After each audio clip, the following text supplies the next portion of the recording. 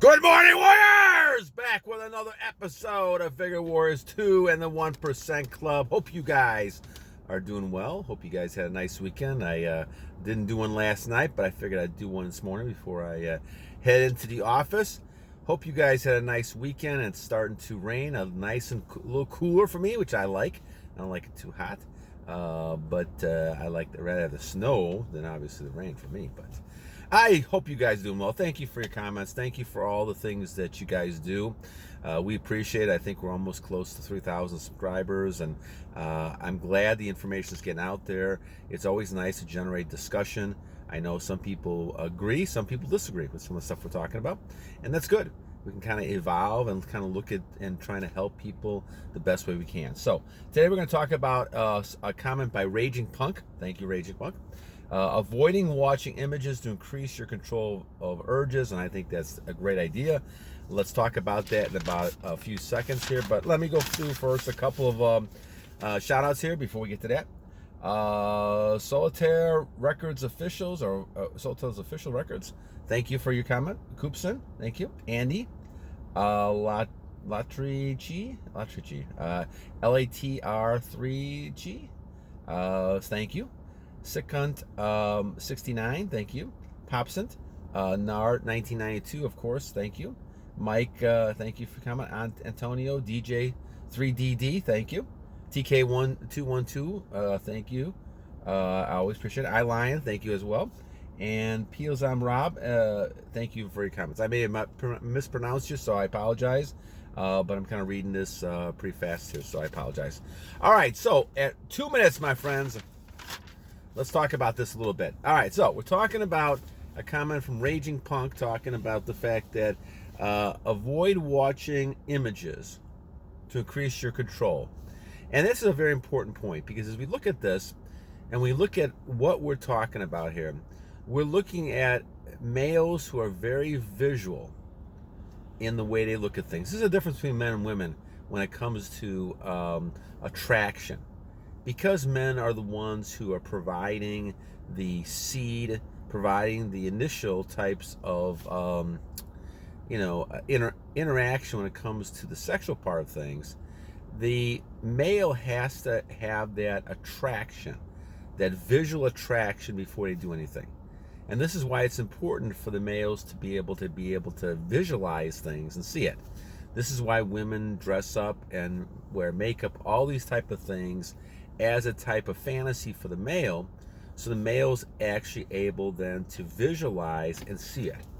And this is why images become really important for them, because images are something they see the person, that's an image of what they're seeing. And that attracts them then to get obviously aroused, excited, and then obviously they have intercourse and procreation, things like that. And this is why at a certain point in time, we talked about the women who are in their 30s or 40s, they have struggled to get as many males to pay attention to them as they did in the 20s, a lot of times because of the visual look. And the visual look has to be something that males are looking at for something. And let's be honest, you're talking about procreation, and a lot of males and back of their mind thinking, well, if I mate with this person, what happens? What kind of children could we have? And so they basically kind of look at the physical quality, and women in their 20s are, a lot of them, as still fertile, and so they tend to be more attractive. And I'm not talking about any kind of personality, the other kind of stuff. I'm just talking about my basic biological nature. And a lot of times we focus on that biological nature.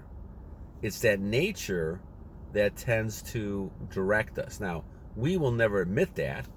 A lot of us don't want to think we're still kind of barbarians or cavemen and cave women, but in many regards we are. We are still that back in those biological days where behind all the niceties and all the things that we have in society, the technology, all the things, the bottom line is that we're still men and women. And I think the bottom line really is that you still have people who have those instincts, and you should not dull those instincts. I know we go back to this Beauty and the Beast analogy that I make that's very, very pertinent to life, in my opinion, is that men are animals, and they're out there animals, and they have to be animals in some regard. Now, controlled animals, yes, but animals nonetheless, to be able to provide, to protect, to be strong, and be that masculine person that you're going to be.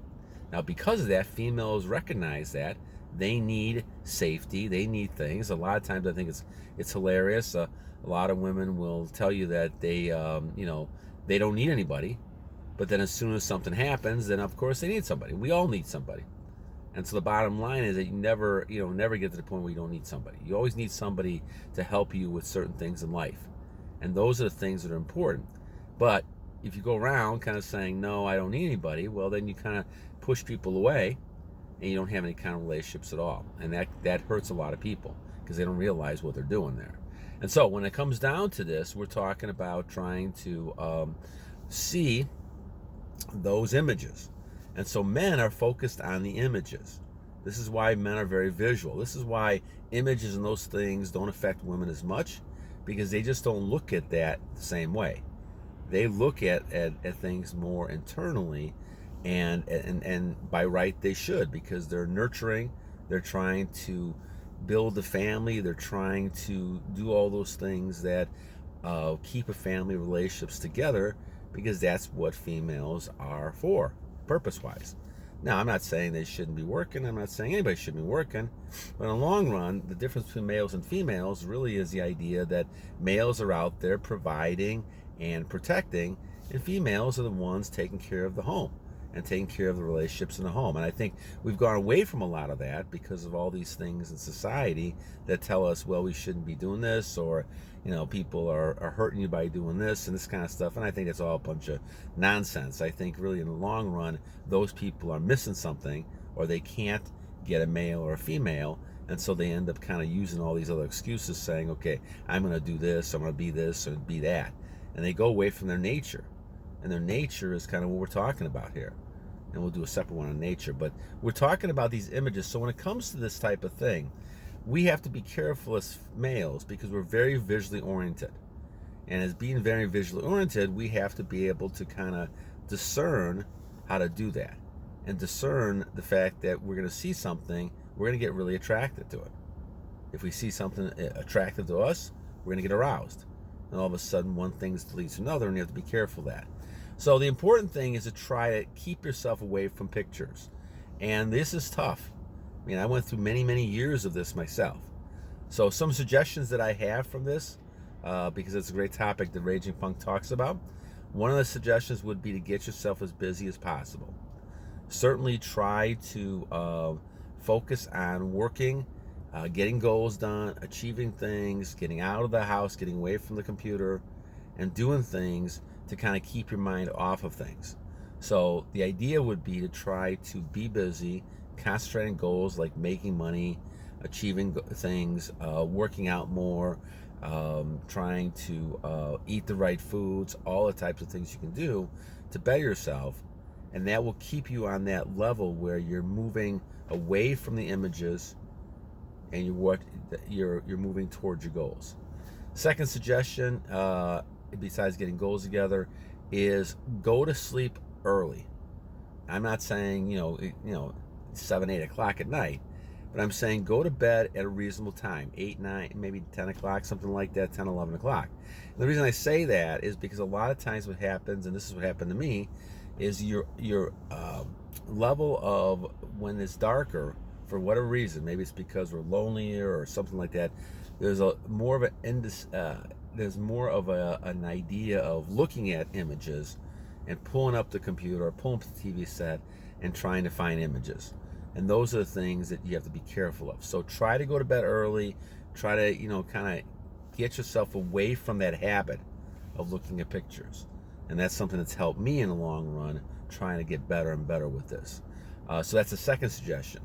Third suggestion would be certainly to try to stay away from the computer as much as you can during the day unless you need it. Because what ends up happening is you start building a habit. And the habit is staying away from the images and trying to build into something else that you have that you're doing. Now, of course, you're always going to pull up the computer at certain times of the day. You have to. It's kind of way we work. You may pull up a TV set, though I also would say that take a break from the TV set, take a break from the computer for as long as you can without affecting your work and your goals. And doing that keeps you away then from looking at images and trying to start thinking about those things that are, that are going to bring you down that rabbit hole again. And so those are 3 suggestions right there that I can think of to actually kind of keep you away from the images. Now, certainly the people itself, you're going to run into a lot of beautiful women running around, especially now, springtime, summertime. You're going to end up having a lot of women with less clothes on. They're not going to have the coats on. You're going to see a lot of their figures and things like that, and that's when you get aroused. There's no doubt about it.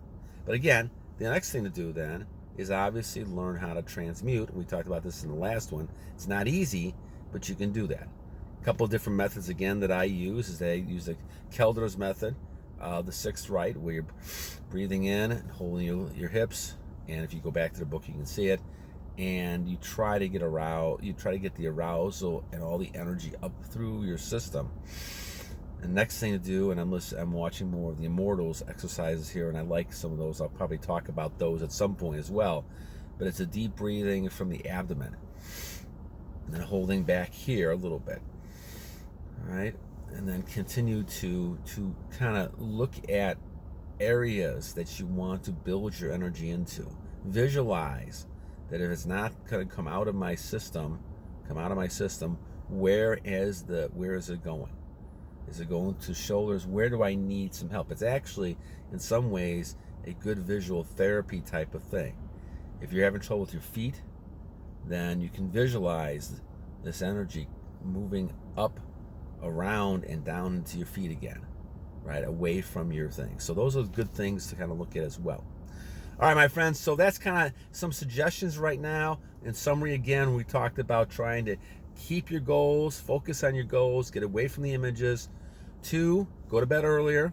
Yeah, don't stay up and think about these things. 3, focusing on getting away from the internet and a TV set for a while and get away from those type of things.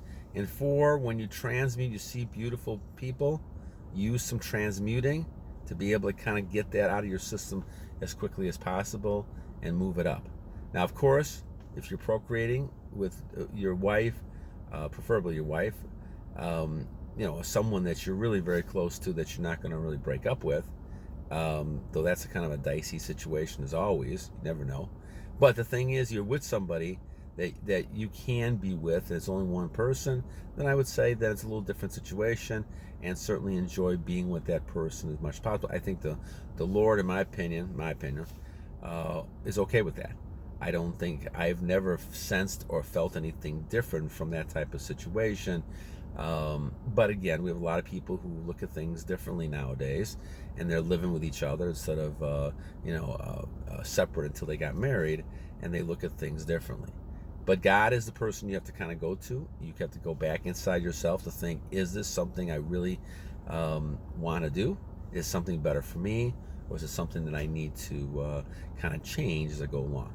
All right, again, Raging Punk, thank you for your comment, my friend, as with everybody else. I appreciate your shout-outs, and I want you guys to have a great day today. We'll probably do one tonight if we get a chance. And until then, my friends, remember, this is a spoiler alert. 2 things. First of all, every day is a great day to a great warrior. And secondly, always remember to bet on